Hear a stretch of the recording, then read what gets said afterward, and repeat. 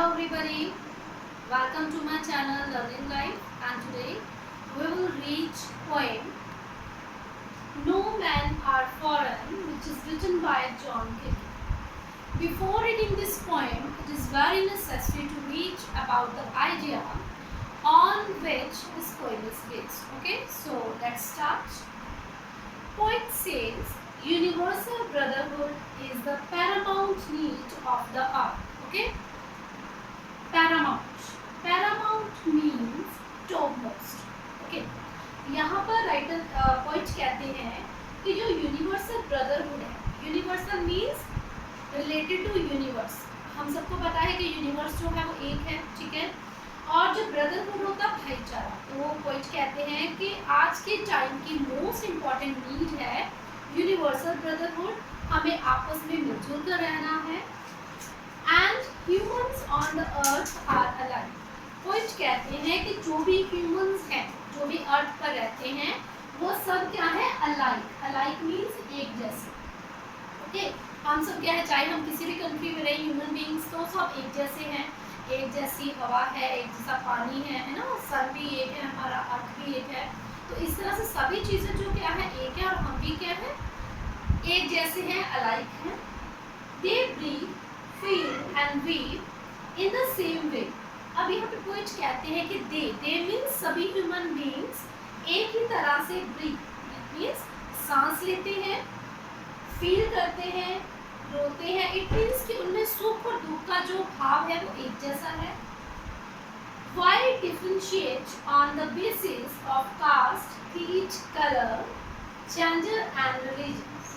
Okay, तो यहाँ पे पोइट कहते हैं कि फिर क्यों हम डिफ्रेंशिएट करें उन सबको, जितने भी ह्यूमन बीइंग्स हैं इस अर्थ पे, उनको हम क्यों डिफ्रेंशिएट करें on the basis of caste. मतलब देखिए कि जितने भी यूनिवर्स हैं, ठीक है, उसमें जितनी भी कंट्रीज हैं यूनिवर्स पे, ठीक है, या अलग अलग स्टेट्स हैं, तो उनमें क्या है, अलग अलग कास्ट हैं, ठीक है, अलग अलग रिलीजन है, अलग अलग उनके कलर हैं, कम्प्लेक्शन अलग है, ठीक है, उनका खान पान अलग है। इसमें क्या है, डाइवर्सिटी आ जाती है। ओके, तो इस तरह से क्या करना है, राइटर के एफर्ट कहते हैं कि इसमें बहुत ज़्यादा डिफरेंस है। तो कहते हैं कि फिर भी हम क्या हैं, हम क्या है, एक हैं, ठीक है, we are united. Okay, so we can't differentiate any person on the basis of caste, creed, colour, gender and religious. Okay, तो इसके बाद हम पोइम को पढ़ना स्टार्ट करेंगे। This poem has mainly 5 stanzas. Okay, so we will read stanzas one by one. Okay, in first stanzas, poet says, "Remember, no men are strange, no country is foreign." It means, अब इसका meaning समझ लेते हैं। यहाँ पर poet कहते हैं कि याद रखो, नो मैन आर स्ट्रेंज। कोई भी पर्सन जो है, कोई भी जो मैन है, वो स्ट्रेंज नहीं है। स्ट्रेंज मीन्स अजनबी। ओके, स्ट्रेंज मीन्स अजनबी, जिसको हम अननोन बोल सकते हैं। नो कंट्रीज फॉरेन, इसका मतलब फॉरेन का मतलब है कि कोई भी जो पर्सन है जो कहीं और रहता है, चाहे वो किसी भी कंट्री में रहता है, तो उसको हम फॉरेनर नहीं बोलेंगे, ठीक है। कोई भी जो कंट्री है या कोई भी पर्सन है, वो पराया नहीं है, सब अपने ही हैं। Beneath all uniforms a single body breathes. It means, poet कहते हैं कि beneath होता है अंडर, beneath मीन्स अंडर, नीचे। पोइट कहते हैं कि जितनी भी यूनिफॉर्म्स हैं, यहाँ पर यूनिफॉर्म का मतलब है जितनी भी कंट्रीज हैं, उनकी जो आर्मीज हैं, उन्होंने यूनिफॉर्म डाली होती है, तो उनके अंदर, उनके नीचे जो बॉडीज हैं, अ सिंगल बॉडी ब्रीथ्स, तो हम जैसे ही हैं सभी, ठीक है। तो वो क्या करते हैं, उनका सेम ही सिस्टम है, वो हमारी तरह सांस लेते हैं, हमारे जैसे ही हैं। Like ours, the land our brothers walk upon. जिस तरह से हमारी लैंड है, उसी तरह से हमारे जो brothers means people who lives in another country. Okay, जो दूसरे कंट्रीज में लोग रहते हैं, वो भी हमारी तरह ही हैं, वो भी हमारी तरह लैंड पर चलते हैं। And then is earth like his in which we all shall lie. और यहाँ पर पोइट कहते हैं कि उनके पास भी हमारे जैसी ही अर्थ है, हमारे जैसी ही भूमि है, जहाँ पर वो एक दिन लाई करेंगे। लाई मीन्स आफ्टर डेथ, या तो उनको जला दिया जाएगा या दफना दिया जाएगा। तो इस तरह से वो जीते भी हमारी तरह है, मरते भी हमारी तरह हैं, तो उनमें और हम में कोई भी जो खास डिफरेंस नहीं है. So we can say no man are foreign. Okay. Okay, now we will read second stanza of this poem. These two aware of sun and air and water. यहाँ पे पोइट कहते हैं कि वो सब जो लोग हैं जो फॉरेन में रहते हैं, अदर कंट्रीज में रहते हैं, तो हमारी तरह ही सन जो है उनको अपनी लाइट देता है, एयर भी उनको सेम मिलती है, वाटर भी वही है. Are fetched by peaceful harvest. Harvest means फसल. Okay. by war's long winter start. अब इसका मतलब है कि after a long war, ठीक है, जब युद्ध होता है तो उसके बाद जब लोग भूखे होते हैं, ठीक है, विंटर होती है, सर्दी से परेशान होते हैं, तब उनको फेड कौन करता है? वो पीसफुल हार्वेस्ट. ठीक है, हार्वेस्ट मीन्स जो उन्होंने फसलें उगाई होती हैं फार्मर्स ने, तो सेम ही हर जगह प्रोसेस है, उसमें कोई भी डिफरेंस नहीं है. Their hands are ours and in their lines we read. ठीक है, तो यहाँ पे पोइट कहते हैं कि हम उनकी लाइंस में पढ़ते हैं या उनके जो भी कल्चर है उनमें ये देखने को मिलता है कि उनके भी हमारी तरह ही हैंड्स हैं, जिनसे वो हार्वेस्टिंग करते हैं, जिनसे वो वर्क करते हैं, जिनसे वो लेबर करते हैं. A labor not different from our own. It means कि जो भी वो लेबर करते हैं, labour means work, labour means work या जिसको हम श्रम बोलते हैं, तो पोइट कहते हैं कि उनका जो वर्क है, उनकी जो लेबर है, वो सेम हमारी तरह, उसमें कोई भी डिफरेंस नहीं है, और इसलिए हम कह सकते हैं no man are foreign. Okay. तो यहाँ पे सेकेंड स्टैंजा जो है इसमें भी पोइट ने यही आइडिया शेयर किया है कि जो भी पर्सन्स हैं, चाहे वो लेबर हैं, चाहे वो सोल्जर्स हैं, चाहे वो कॉमन मैन हैं, ठीक है, वो कहीं पर भी रहते हैं यूनिवर्स में, तो वो हम सब की तरह हैं. ठीक है, उसमें कोई भी डिफरेंस नहीं है.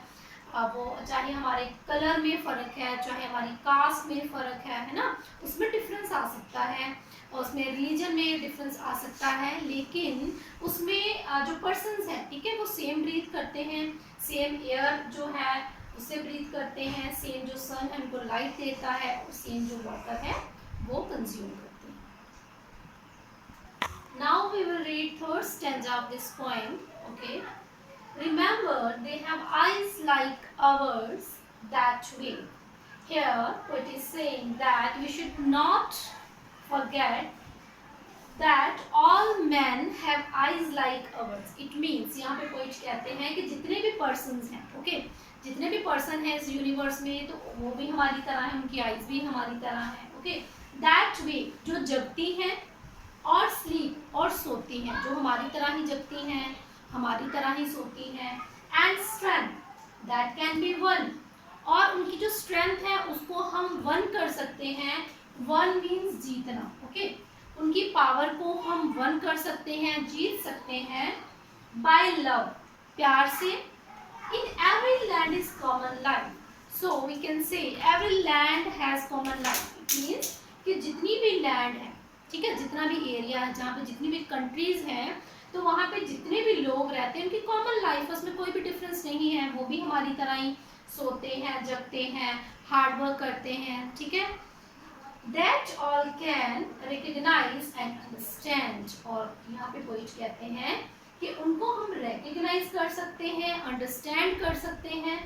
रिकग्नाइज मीन पहचानना, अंडरस्टैंड मीन्स समझना. ओके. रिकग्नाइज मीन पहचानना, अंडरस्टैंड मीन्स किसी चीज को समझना. तो इस स्टैंजा में पोइट कहते हैं कि जितने भी पर्सन्स हैं वो हमारी तरह हैं, हमारी तरह ही उनकी आइज हैं जो सोती हैं, जगती हैं, वो हमारी तरह हार्ड वर्क करते हैं. ठीक है. स्ट्रेंथ जो है, उनके पास जो स्ट्रेंथ है, ठीक है, उसको हम कर सकते हैं वन. कैसे? प्यार से. ओके. पावर से नहीं, प्यार से. और लास्ट में पोइट कहते हैं कि that all can recognise and understand. It means कि इस चीज़ को हम अंडरस्टैंड भी कर सकते हैं और रिकग्नाइज कर सकते हैं. इट मीन्स कि जो चीज़, ठीक है, अगर मान लीजिए कोई पावरफुल पर्सन है तो उसको हम फाइट से विन नहीं कर सकते हैं, तो उसको हम लव से, अफेक्शन से विन कर सकते हैं. हमारे And now we will read fourth stanza of this poem. Okay. In this stanza, poet says, Let's remember whenever we are told to hate our brothers. यहाँ पर पॉइंट हमें रिमेंबर करवाते हैं, हमें कहते हैं कि जब भी हमें कहा जाए किसी से हेट करने के लिए, okay, when we are told to hate our brothers, अपने भाइयों से हेट करने के लिए, नफरत करने के लिए कहा जाए, इट इज आवर सेल्स, तो ये हम ही हैं, जो हमारे ब्रदर्स हैं वो क्या है, हम ही हैं। मतलब अगर कोई फॉरेन कंट्री है, ठीक है, जब हमें उन्हें लड़ने, उनके साथ लड़ने के लिए बोला जाता है, फाइट करने के लिए बोला जाता है, तो वो तो हमारे ब्रदर्स ही हैं, क्योंकि हम क्या है, सेम है। नो मैन आर फॉरेन का मतलब कोई भी फॉरेन नहीं, विदेशी नहीं है, सब अपने भाई बहन हैं। यहाँ पर जो इस पोएम में जो हमारे पोइट हैं वो मैसेज कर रहे हैं ब्रदरहुड का, okay. That we shall disposes, betray or condemn. यहाँ पर पोइट कहते हैं कि वो हमारे भाई होते हैं। That we shall disposes. Disposes means किसी चीज को फिनिश कर देना, ओके। Disposes mean किसी चीज को फिनिश करना, ओके। Betray, betray means किसी चीज की जैसे किसी चीज को खराब कर देना, ठीक है, या फिर आप बोल सकते हो चीट करना। Disposes mean finish, betray mean cheat, and condemn means निंदा करना, ओके। तो यहाँ पे पोइट कहते हैं कि वो हमारे ब्रदर्स हैं। अगर हमें बोला जाए कि उनको मारो या उनके अगेंस्ट हो जाओ, इट मीन्स कि हम अपने ही ब्रदर्स को डिस्पोजेस कर रहे हैं, उनको हम ख़त्म कर रहे हैं, धोखा दे रहे हैं, बिट्रे कर रहे हैं, एंड कंडेम मीन्स उनकी निंदा कर रहे हैं। In last line of this stanza, poet says, again remember we who take arm against each other.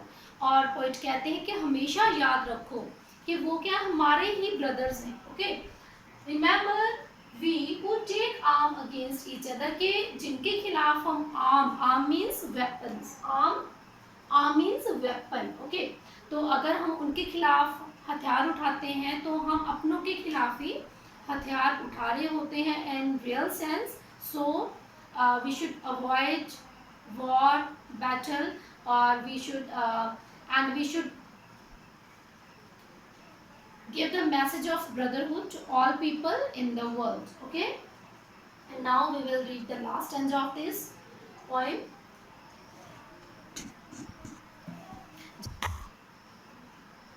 And now we will read last stanza of this poem, okay. It is the human earth that we defy. Here poet is saying that when we are taught to destroy anyone, it means we are destroying ourselves, okay. यहाँ पर poet कहते हैं कि अगर हमें बोला जाए कि हम डिस्ट्रॉय करें किसी और को, इट मीन्स कि हम अपने आप को डिस्ट्रॉय कर रहे हैं। Defile means destroy, okay. तो देखिए, अगर जो अर्थ है, अर्थ तो सबकी सेम है ना। अगर यहाँ पे पोल्यूशन होगा, ठीक है, वॉर होगी, पोल्यूशन होगा, तो उससे क्या होगा, हम अपनी अर्थ को डिफाइल कर रहे हैं, डिस्ट्रॉय कर रहे हैं। Our hells of fire and dust, तो हम इस तरह से अपनी जो अर्थ है उसको हेल बना रहे हैं, जहन्नुम बना रहे हैं। ऑफ फायर एंड डस्ट, और जहाँ पे क्या होगी, सिर्फ dust and fire. Dust and fire से मतलब है वॉर। जब वॉर होती है, बहुत ज़्यादा वेपन्स चलते हैं, ठीक है, तो उससे डस्ट, फायर, डिस्ट्रक्शन होती है। And outrage the innocence, okay. जब हम ये सब कुछ कर रहे होते हैं, जब हम वॉर में बिजी होते हैं, बैटल में एंगेज होते हैं, तब उसका मतलब है कि हम इनोसेंस, बहुत सारे ऐसे लोग होते हैं ना जो इनोसेंस होते हैं, जिनका कोई कसूर नहीं होता, जिन्होंने कोई क्राइम नहीं किया होता, वो फिर भी हम क्या करते हैं, इनडायरेक्ट वे से उनको आउटरीच करते हैं, उनको हम नुकसान पहुंचाते हैं, ओके। किनको, इनोसेंस पीपल जो होते हैं, okay. Of air that is everywhere our own. Here poet is saying that air is everywhere. As we know, air क्या है, सब जगह है, और वो क्या है, हमारी है, our own, हमारी खुद की है। जिस एयर में पोल्यूशन होगा, जिसमें फायर होगी, वो भी हमारी एयर है, क्योंकि उसको हम ब्रीथ तो करेंगे ही, चाहे हम यहाँ पे इस कंट्री में हैं, चाहे फॉरेन में हैं। तो इस तरह से बहुत सारे जो इनोसेंस पीपल होते हैं, उनको भी इससे हार्म होता है, इनसे नुकसान पहुंचता है। And in last line poet reminders, remember, no men are foreign, no country strange. In last line, which again reminds us that no man are foreign and no country is strange. Okay? तो यहाँ पर point का मतलब है कि कोई भी जो पर्सन है वो विदेश से नहीं है, वो अपना है, और कोई भी जो कंट्री है वो हमारे लिए स्ट्रेंज नहीं है। स्ट्रेंज मीन्स अजनबी, जिसको हम नहीं जानते हैं। तो इसी के साथ हमारी जो पोएम है वो कंप्लीट होती है। And now we will do the central idea of this poem. Okay students, after completing our poem we will read or understand the central idea of this poem. Okay, so let's start. The poem No Men Are Foreign tells us that all men are same and equal. Okay, यहाँ पर poet कहते हैं कि जो जितने भी persons हैं, ठीक है, जितने भी मैन हैं, जितने भी पीपल हैं, जितने भी वुमेन हैं, ठीक है, उसमें सब कुछ आ जाता है पीपल में, मैन वुमेन चिल्ड्रन, तो वो सब क्या है, एक है। ओके, उसमें कोई भी डिफरेंस नहीं है। Poet wants to promote the idea of universal brotherhood. In this poem, poet wants to share or promote the idea of brotherhood means brotherhood means भाईचारा. It means कि हम सब जो है equal हैं, एक जैसी एयर उसमें ब्रीथ करते हैं, सन है जो सेम लाइट हमें देता है, ओके, सीजन जो है वो इंजॉय करते हैं हम, तो इस तरह सब कुछ सेम है, कुछ भी डिफरेंस नहीं है उसमें। तो हम सब क्या है, एक ही, मतलब ब्रदर्स हैं, ठीक है। ब्रदरहुड का आइडिया यहाँ पे जो पोएम है, जो पोइट है वो हमें देते हैं। And the poet wants to tell us that everyone in this world is same. Okay, और पोइट कहते हैं कि जो भी वर्ल्ड में जितने भी पर्सन्स हैं वो सारे क्या हैं, सेम हैं, किसी में भी कोई डिफरेंस नहीं है। All man all people are same, it means कि सारे जो पर्सन्स हैं वो सेम हैं, जितने भी पीपल हैं, जितने भी मैन हैं, they each live and die in the same way. It means कि वो लोग, okay, जो फॉरेन में रहते हैं, जिनको हम नहीं जानते हैं, चाहे वो किसी भी कंट्री से रिलेटेड हैं, तो वो सेम तरीके से खाते हैं, सेम तरीके से जीते हैं, ओके, सेम तरीके से ब्रीथ करते हैं। And everyone gets the boundaries of nature, और हर कोई जो है, हर एक जो पर्सन है जो इस लैंड पे, इस अर्थ पे, इस यूनिवर्स में रहता है, तो वो सेम तरह से, सेम वे से हर एक चीज़, जो नेचर की हर एक जो बाउंड्रीज है उनको एंजॉय करता है, वाटर को, food, nature, trees, rivers, springs, okay, सब कुछ जो सेम है। So we can say no man are foreign, okay, and no country is strange. Okay, and this is the central idea. I hope you all understood this poem very well. Thanks and have a nice day.